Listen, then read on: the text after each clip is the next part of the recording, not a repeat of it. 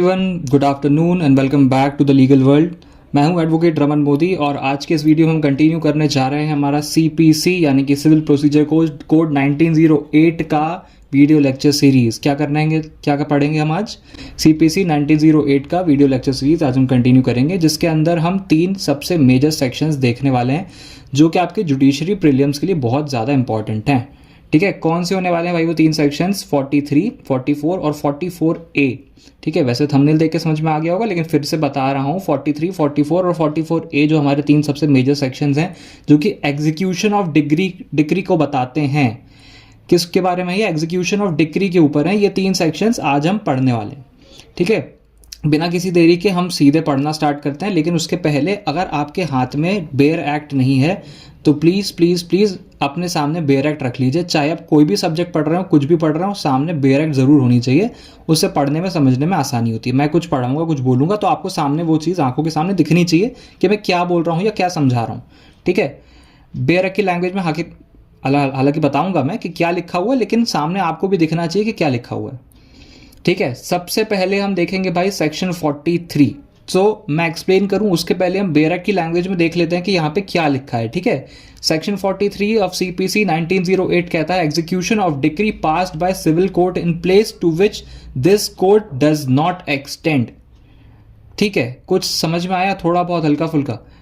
मतलब क्या कह रहा है भाई? ये कोई भी सिविल कोर्ट ने ऐसी कोई डिग्री पास करी है किसी ऐसी जगह पर जहां पे सीपीसी अप्लाई ही नहीं होता है। ठीक है, अंदर क्या कहता है ये? Any decree pass by any civil court established in any part of India to which the provision of this code does not extend or by any court established or continued by any authority of the central government outside India. ठीक, अब भाई वो कौन सी जगह हैं जहां पे हमारा सीपीसी अप्लाई नहीं होता, वो जानने के लिए हमको थोड़ा सा पीछे जाना पड़ेगा। हम देखेंगे सेक्शन 1। सेक्शन 1 में बताया गया है 3 ऐसी जगह हैं जहां पे हमारा सीपीसी अप्लाई नहीं होता, जो कि अब 3 नहीं रही हैं, अब तो 2 ही हो गई हैं। अगर आप पहले देखेंगे तो पहले JNK यानी कि जम्मू एंड कश्मीर, नागालैंड और ट्राइबल एरियाज, ये 3 हुआ करते थे जहां पे सीपीसी अप्लाई नहीं होता था। लेकिन उसमें से JNK यानी कि जम्मू एंड कश्मीर अब हट गया है। जम्मू एंड कश्मीर इंडिया का पार्ट है, वहां पे सीपीसी अप्लाई होता है। बची कौन सी 2 जगह? नागालैंड और ट्राइबल एरियाज। ये 2 जगह बची हैं जहां पे क्या नहीं होता है? सीपीसी अप्लाई नहीं होता है। तो ये सेक्शन उन्हीं के बारे में बात कर रहा है कि भाई कोई ऐसी हमारी सिविल कोर्ट है जिसने कि क्या किया है, कोई सी डिग्री का एग्जीक्यूशन, सबसे पहले उसने डिग्री का क्या किया है? एग्जीक्यूशन करने के लिए डिग्री पास करी है। ठीक है, क्या करिए? डिग्री पास करी है और उसका एग्जीक्यूशन के लिए उसने ऑर्डर दिया है। लेकिन भाई एग्जीक्यूशन देते वक्त ये चीज सामने आई कि जहां इस डिग्री का एग्जीक्यूशन होना है वहां तो सीपीसी अप्लाई ही नहीं होता है, तो आप डिग्री का एग्जीक्यूशन कराएंगे कैसे?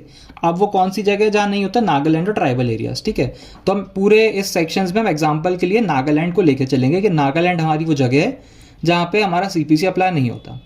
ठीक है, सीधा सिंपल सेक्शन यही कह रहा है ये पहली शुरू की 3 लाइनों में कि उस जगह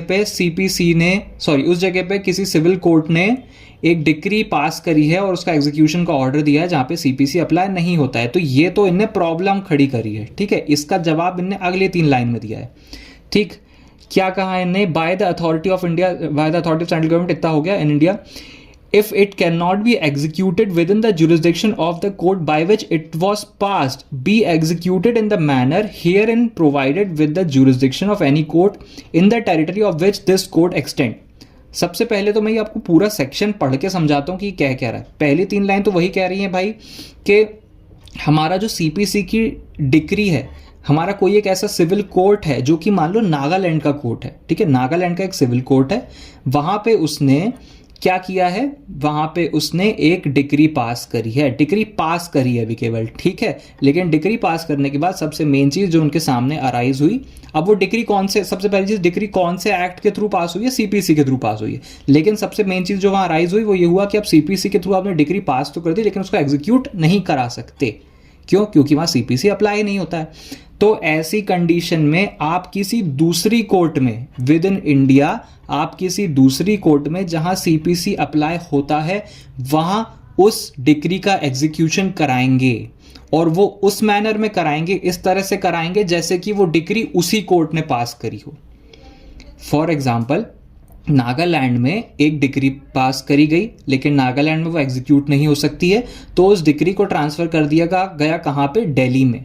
दिल्ली के किसी डिस्ट्रिक्ट कोर्ट में उस डिक्री को ट्रांसफ़र कर दिया गया, और दिल्ली की उस कोर्ट ने उस डिग्री को इस तरह से एग्जीक्यूट कराया जैसे कि उस कोर्ट ने ही उसको अप्लाई किया हो या उस कोर्ट ने ही उसको पास किया हो।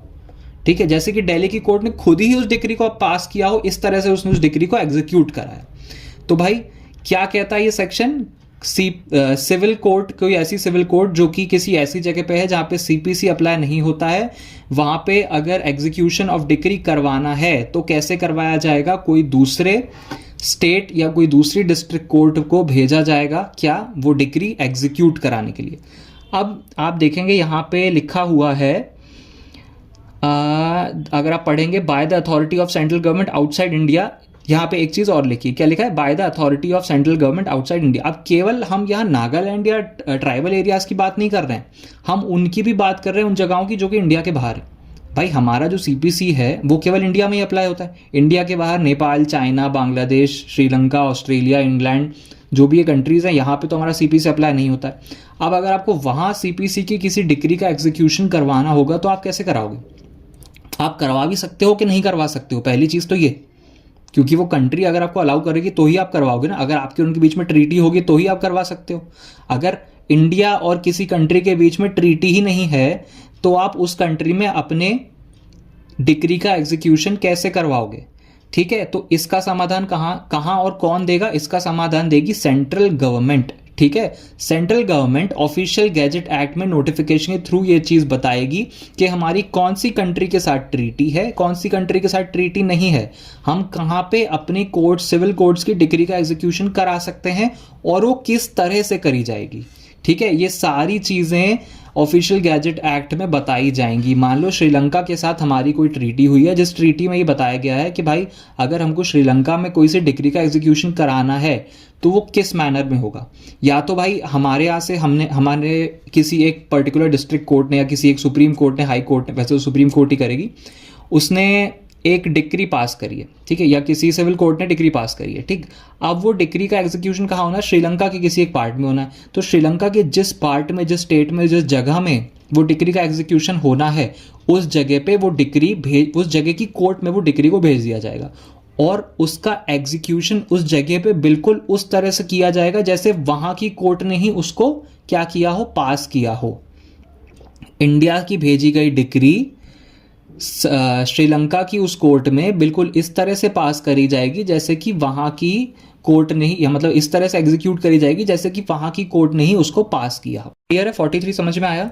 अब जब भी 43 पढ़ो तो सेक्शन 43 को हमेशा दो पार्ट्स में डिवाइड करके पढ़ना। सबसे पहला, execution of decree in any part of India where CPC does not extend, और दूसरा execution of any decree by central government outside India. ठीक है, क्योंकि हम यहाँ दो अलग अलग जुरिस्डिक्शन, दो अलग अलग लोकेशन की बात कर रहे हैं, इंडिया के अंदर की भी बात कर रहे हैं, इंडिया के बाहर की भी बात कर रहे हैं।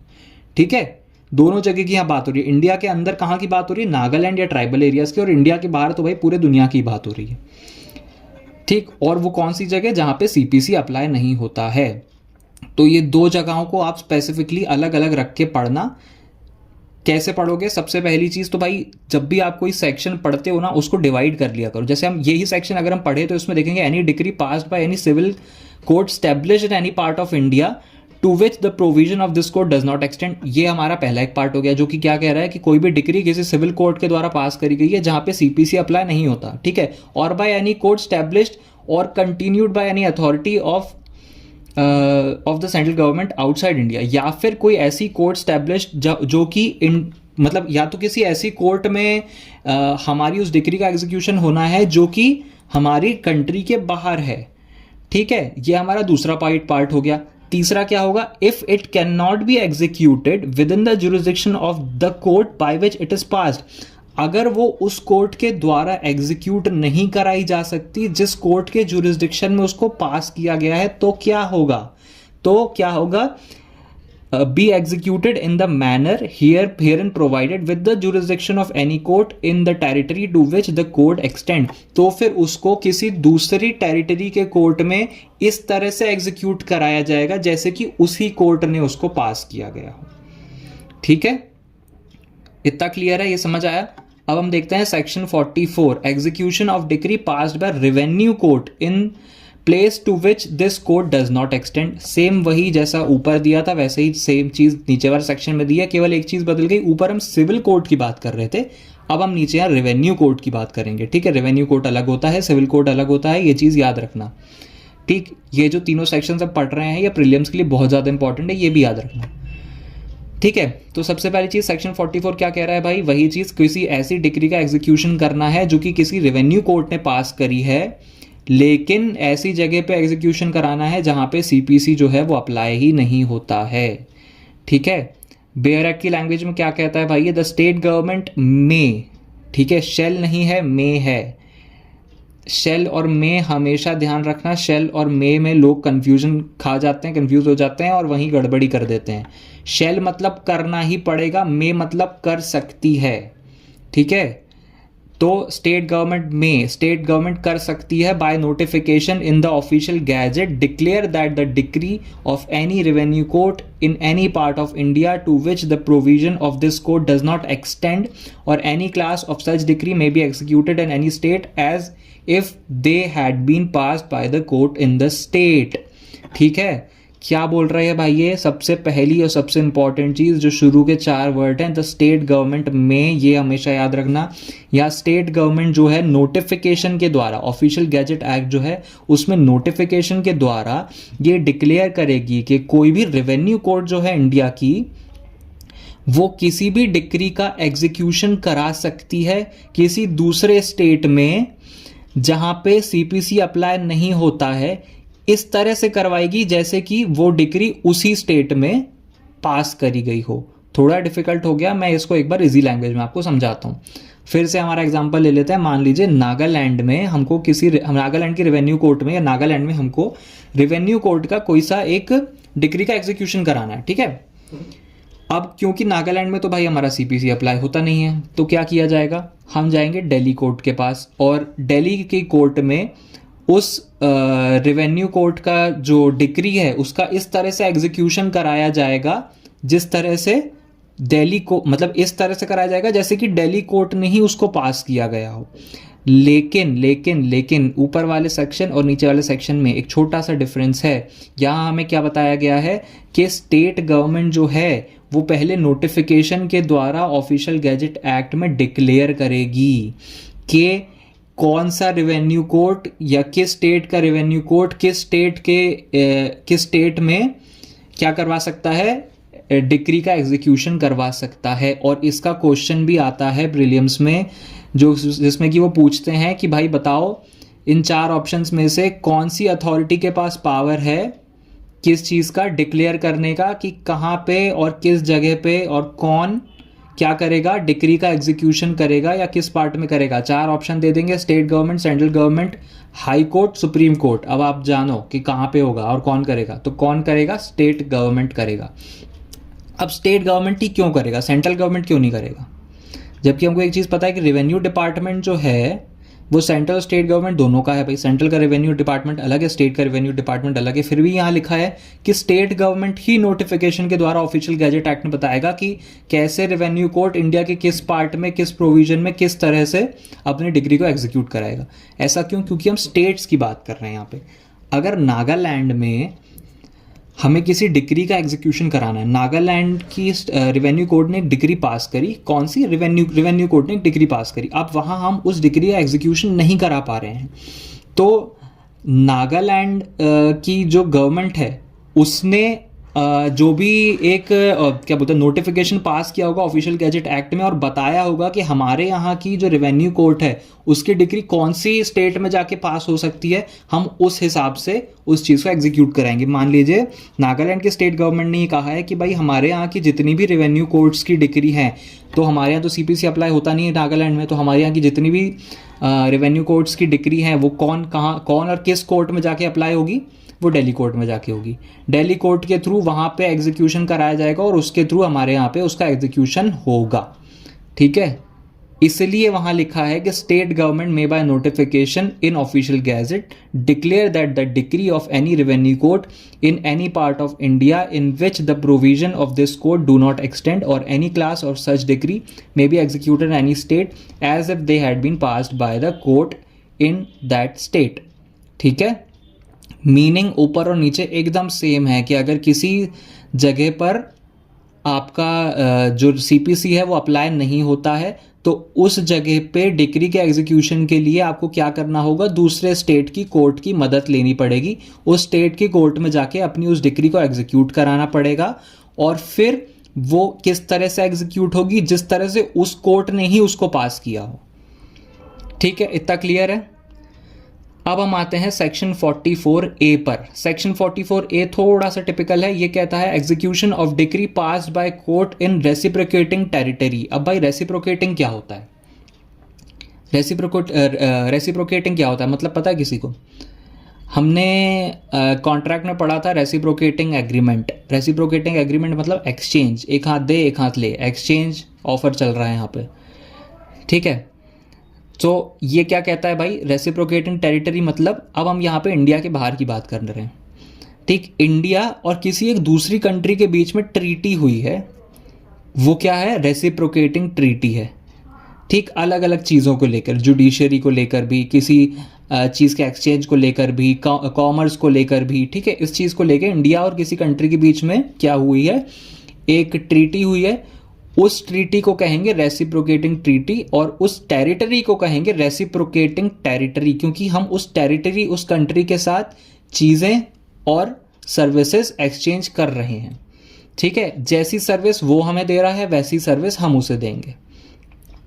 एग्जाम्पल, इस पूरे उसका एग्जाम्पल पहले हम डायरेक्ट लैंग्वेज में पढ़ते हैं क्या कहता है भाई। इसमें एक सब क्लॉज 1 है जो कि बता रहा है कि सर्टिफाइड कॉपी ऑफ डिक्री क्या होगा। ठीक, तो पहले भाई सर्टिफाइड कॉपी ऑफ डिक्री तक पहुंचे उसके पहले मैं आपको एक बार इसका एक एक्सप्लेनेशन बता देता हूं।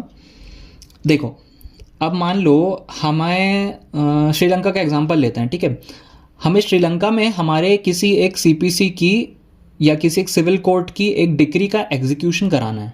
ठीक है, इंडिया के किसी एक कोर्ट ने एक डिक्री पास करी है जिसका एग्जीक्यूशन कहाँ पे होना है, श्रीलंका में होना है। अब अगर श्रीलंका के साथ हमारी रेसिप्रोकेटिंग एग्रीमेंट या रेसिप्रोकेटिंग ट्रीटी होगी, अगर हमारी फ्रेंडली कंट्री वो होगी, अगर हमारी उसके साथ फ्रेंडली ट्रीटी हुई होगी, तो हम उस कंट्री में हमारी उस डिक्री का एग्जीक्यूशन करवा सकते हैं। अगर नहीं होगी तो नहीं करवा सकते। अगर होगी तो ही कराएंगे, अदरवाइज वहां पे हम अपनी उस डिक्री का एग्जीक्यूशन नहीं करवा सकते। ये चीज़ याद रखना। अब ये चीज़ हमें पता कैसे पड़ेगी भाई कि हमारा उस कंट्री के साथ कोई ट्रीटी है कि नहीं है? फिर से वही प्रॉब्लम खड़ी होगी। तो इसका सीधा सिंपल जवाब क्या है, ऊपर हमें कौन बता रहा था, स्टेट गवर्नमेंट, यहाँ हमें कौन बताएगी, सेंट्रल गवर्नमेंट, क्योंकि यहाँ दो कंट्रीज के बीच की बात है। ठीक है, central government official gazette act में नोटिफिकेशन के थ्रू बताएगा कि किस कंट्री के साथ हमारा ट्रीटी है और वो कितने एक्सटेंट तक है, यानी क्या क्या चीज़ें हैं, हम क्या क्या सर्विसेज, क्या क्या गुड्स हम आपस में एक्सचेंज कर सकते हैं और किस कंट्री के साथ नहीं है। तो जिस भी कंट्री के साथ हमारी ट्रीटी है, अगर उस कंट्री के किसी भी पार्ट में हमें हमारे सीपीसी के थ्रू हमारे किसी सिविल कोर्ट का कोई डिक्री का एग्जीक्यूशन कराना है, तो हम वहाँ की उस कोर्ट में करवा सकते हैं, उस एरिया की कोर्ट में। और वो बिल्कुल किस तरह से होगी, बिल्कुल उसी तरह से होगी जैसे कि वो वहाँ की ही कोर्ट ने अप्लाई करी हो। ये चीज़ तीनों ही सेक्शन में याद रखना। जिस भी कोर्ट के थ्रू एग्जीक्यूशन करवाया जाता है वो बिल्कुल इस तरह से करवाया जाता है जैसे कि उस ही कोर्ट ने उस चीज़ को अप्लाई या उस चीज़ को पास किया हो। जैसे कि आपको याद होगा सीआरपीसी पहले जब हमने पढ़ा था, या अभी जब हमने भारतीय नागरिक सुरक्षा संहिता पढ़ा था, तो उसमें भी जब मान लो समन या वारंट इशू करते हैं, मान लो एक कोर्ट दूसरी कोर्ट को वारंट इशू कर रही है कि भाई आपके जुरिस्डिक्शन में एक बंदा बैठा है, उसको अरेस्ट करना है, तो वो कोर्ट वहां पे उसको किस तरह से अरेस्ट करती थी या उस समन या वारंट को किस तरह से सर्व करती थी, जैसी उसी कोर्ट ने उसको अप्लाई किया हो या उसी कोर्ट ने उस समन या वारंट को पास किया हो। तो यहाँ भी सेम वही चीज़ है। यहाँ जो दूसरी हमारी कोर्ट है जहाँ पे एग्जीक्यूशन होना है, वो किस तरह से एग्जीक्यूशन करेगी, जैसे उसने खुद ने ही उस डिक्री को पास किया। ठीक है, और हमें कौन बताएगा कि भाई वहाँ पे हम डिक्री का एग्जीक्यूशन करा सकते हैं या नहीं करा सकते? हमारी सेंट्रल गवर्नमेंट बताएगी। कैसे बताएगी? ऑफिशियल गैजेट एक्ट के थ्रू बताएगी। वहाँ उसने नोटिफिकेशन दिया होगा कि भाई इस कंट्री में आप अपनी डिक्री का एग्जीक्यूशन करवा सकते हैं। ठीक है, अब ये सेक्शन यहाँ खत्म नहीं होता है, इसमें कुछ सब क्लॉज भी दिए हैं। सबसे पहला क्लॉज आप देखेंगे, क्लॉज 1 कहता है where a certified copy of a decree of any of the superior court of any reciprocating territory has been filed in a district court, the decree may be executed in India as if it had been passed by the district court। क्या कह रहा है भाई ये कि अगर किसी country की, किसी दूसरी कंट्री की किसी सुपीरियर कोर्ट ने किसी डिक्री की सर्टिफाइड कॉपी, उस सर्टिफाइड कॉपी को अंडरलाइन कर लेना, कोई फोटो कॉपी, जेरोक्स कॉपी, ये सब नहीं है, सर्टिफाइड कॉपी हमारे यहाँ आई है जो कि किसने भेजी है, किसी कंट्री की, मान लो श्रीलंका की किसी सुपीरियर कोर्ट ने एक सर्टिफाइड कॉपी भेजी है एक डिक्री की जो उनके यहाँ पास करी गई थी, और वो हमारे यहाँ की किसी डिस्ट्रिक्ट कोर्ट में भेजी गई है, क्या करने के लिए, एग्जीक्यूशन के लिए। तो वो हमारी डिस्ट्रिक्ट कोर्ट में बिल्कुल इस तरह से एग्जीक्यूट कराई जाएगी जिस तरह से ये मान के कि भाई हमारी ही डिस्ट्रिक्ट कोर्ट ने उसको पास किया है।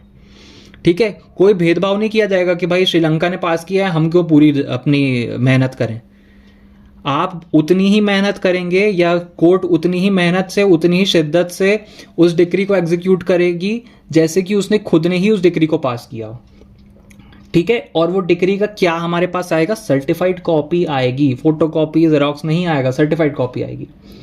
ठीक है, together with the certified copy of the decree shall be filed a certificate for from such superior court stating the extent in if any to which the decree has been satisfied or adjusted, and such certificate shall for the purpose of proceeding under this section be conclusive proof of the extent of such satisfaction of adjustment। ठीक है, अब ये भाई क्या कह रहे हैं, आपके पास एक सर्टिफाइड कॉपी तो आ गई डिक्री की, लेकिन उस डिक्री में ये लिखा है कि आपको क्या एग्जीक्यूशन करना है, लेकिन उस एग्जीक्यूशन का एक्सटेंट नहीं लिखा कि आप कितने हद तक जाकर या कितने लेवल तक आप उसका एग्जीक्यूशन करा सकते हो। तो वो एग्जीक्यूशन के लिए क्या होगा, एक सर्टिफिकेट, एक सर्टिफाइड कॉपी आएगी। ठीक है, साथ में उस डिक्री के जिसमें कि लिखा होगा कि इस डिक्री का एग्जीक्यूशन किस तरह से होगा, किस एक्सटेंट तक होगा और कैसे होगा। ठीक है, डिस्ट्रिक्ट कोर्ट के पास कितनी एक्सटेंट तक उस डिक्री को पास करने की या एग्जीक्यूट कराने की पावर है, ये उस सर्टिफाइड कॉपी में लिखा होगा। ठीक है, उस सर्टिफिकेट में लिखा होगा। अब थर्ड सब क्लॉज देखते हैं। The provision of section 47 shall as from the filing of the certified copy of the decree apply to the proceeding of district court executing a decree under this section, and the district court shall refuse execution of any such decree if it is shown on the satisfaction of the court that the decree fallen in any of the exception of specified in clause A to F of the section 13। देखो भाई, section 47 का provision, section 47 क्या कहता है, question to be determined by the court executing decree. अब ऐसा नहीं है कि श्रीलंका की कोर्ट ने लिख के भेज दिया कि भाई ये डिक्री का एग्जीक्यूशन करना है तो करना ही है, पत्थर की लकीर, ऐसा नहीं है वो। ठीक है, हमारे यहाँ की कोर्ट भी उस पर कुछ क्वेश्चन उठा सकती है, वो भी क्वेश्चन कर सकती है कि भाई ये चीज़ ऐसी क्यों नहीं और ऐसे क्यों होगी। ठीक है, जो पावर उसको कहाँ मिली है, सेक्शन 47 में मिली है क्वेश्चन करने की भाई, कि जो भी एग्जीक्यूटिंग कोर्ट है, जो भी उस डिग्री को एग्जीक्यूट करवाने वाली कोर्ट है, उसके पास क्वेश्चन करने का अधिकार है। ठीक है, और वो क्वेश्चन करने का अधिकार उसको कौन देता है, हमारा सीपीसी देता है। ठीक, अगर हमारे यहाँ की कोई डिस्ट्रिक्ट कोर्ट चाहे तो वो उस डिग्री को एग्जीक्यूट कराने से रिफ्यूज भी कर सकती है, लेकिन उसके पास ऐसा करने का सफिशिएंट ग्राउंड होना चाहिए। ठीक है, और वो सफिशिएंट ग्राउंड या वो एक्सेप्शंस कहाँ से आएंगे, जो स्पेसिफाई किए गए हैं सेक्शन 13 के सब क्लॉज ए और सब क्लॉज एफ में। ठीक है, अब एक बार हम सेक्शन 13 भी देख लेते हैं। सेक्शन 13 क्या कहता है, when foreign judgment not conclusive, हमारे जो फॉरेन जजमेंट है अगर वो कंक्लूसिव नहीं है, अगर वो ओवरलैप कर रहे हैं हमारे किसी एक्ट को या ओवरलैप कर रहे हैं किसी तरह की चीज़ को, अगर वो हमारी कोर्ट को कंक्लूसिव नहीं लगता है, उनको सही नहीं लगते हैं, तो हमारे यहाँ की कोर्ट उन पे सवाल उठा सकती है और उन्हें एग्जीक्यूट करने से मना कर सकती है। सेक्शन 44A का सब क्लॉज 3 बिल्कुल यही चीज़ कहता है। ठीक है, ऐसा ज़रूरी नहीं है कि अगर किसी कंट्री की कोर्ट ने आपको एक डिग्री एग्जीक्यूट करने के लिए दी है तो आप बिल्कुल आँख पे पट्टी बांधोगे और उसका एग्जीक्यूशन करने पहुंच जाओगे। नहीं, आप उस पर सवाल उठा सकते हो, लेकिन किस तहत में सवाल उठा सकते हो? सेक्शन 13 के सब क्लॉज ए से सब क्लॉज एफ के बीच में जो चीज़ें दी हैं बस उसी को बेस बना के आप सवाल उठा सकते हो। अगर वो वहाँ पे कुछ तरह पे फॉल नहीं करता है तो आप बिल्कुल उसको एग्जीक्यूट करने से मना कर सकते हो। ठीक है, अब नीचे तो एक्सप्लेनेशन दिए हुए हैं भाई। एक्सप्लेनेशन हमेशा सेक्शंस के पढ़ा करो, क्योंकि एक्सप्लेनेशन से ही हमको इसके अंदर के कुछ की पॉइंट्स समझ में आते हैं और जो की वर्ड्स हैं उनका एक्सप्लेनेशन यहाँ दिया होता है कि उनका मतलब क्या है। सबसे पहली चीज़ रेसिप्रोकेटिंग टेरिटरी का यहाँ पे मतलब दिया है, जो मैंने ऑलरेडी आपको बता दिया था। Means any country of territory outside India which the central government may by notification in the official gazette declare to be a reciprocating territory. For the purpose of this section, the superior court देखो ठीक है, एक minute. सबसे पहली चीज़ reciprocating territory का दिया है। Reciprocating territory क्या होता है? कोई भी ऐसी टेरिटरी जो कि आउटसाइड इंडिया है, जिसको कि इंडिया ने अपने ऑफिशियल गैजेट एक्ट में बताया गया है कि ये हमारी रेसिप्रोकेटिंग टेरिटरी है। ठीक है, इंडिया की सेंट्रल गवर्नमेंट ने अपने ऑफिशियल गैजेट एक्ट में नोटिफिकेशन के थ्रू बताया है कि ये टेरिटरी या फिर ये कंट्री हमारी रेसिप्रोकेटिंग टेरिटरी है, इनके साथ हमारी ट्रीटी है और यहाँ पे हम अपनी डिग्री का एग्जीक्यूशन करा सकते हैं। तो उस ही टेरिटरी को केवल हम रेसिप्रोकेटिंग टेरिटरी मानेंगे। जिसके साथ हमारा ट्रीटी नहीं है वो हमारा रेसिप्रोकेटिंग टेरिटरी नहीं है। दूसरा इसके अंदर क्या दिया है? Superior court. सुपीरियर कोर्ट मतलब कोई भी ऐसी कोर्ट जो उस कंट्री की हाई कोर्ट हो या सुपीरियर लेवल की कोर्ट हो, उसको हम सुपीरियर कोर्ट कंसीडर करेंगे। ठीक है, इतना क्लियर है? आज के वीडियो में हमने 3 सेक्शंस देखे। सबसे पहला कौन सा? Section 43 execution of decree by civil court. Section 44 execution of decree by revenue court. दोनों कहाँ? आउटसाइड द जुरिस्डिक्शन, जहां पे सिविल सीपीसी अप्लाई नहीं होता है। तीसरा execution of decree passed by court in reciprocating territory 44A। ठीक है, ये 3 सेक्शन आज हमने देखे। अगर आपको इन तीनों सेक्शंस पे कोई भी डाउट हो तो आप मुझे इस वीडियो में कमेंट करके पूछ सकते हैं, मैं वहीं पे आपका डाउट क्लियर करूंगा। ठीक है, इसके अलावा अगर आपको ये वीडियो पसंद आया हो तो वीडियो को लाइक ज़रूर कीजिएगा। अगर आपने अभी तक हमारे चैनल को सब्सक्राइब नहीं किया है तो चैनल को सब्सक्राइब ज़रूर कीजिएगा। और अगर आप हमारे वीडियो बार बार देखना चाहते हैं तो सब्सक्राइब बटन के बगल में एक बेल आइकन है, वहाँ पे टैप कर दीजिएगा, तो जब भी हमारे कोई नया वीडियो आएगा तो आपको नोटिफिकेशन मिल जाएगा। ठीक है, चलो फिर मिलते हैं अगले वीडियो में। Till then goodbye and have a nice day.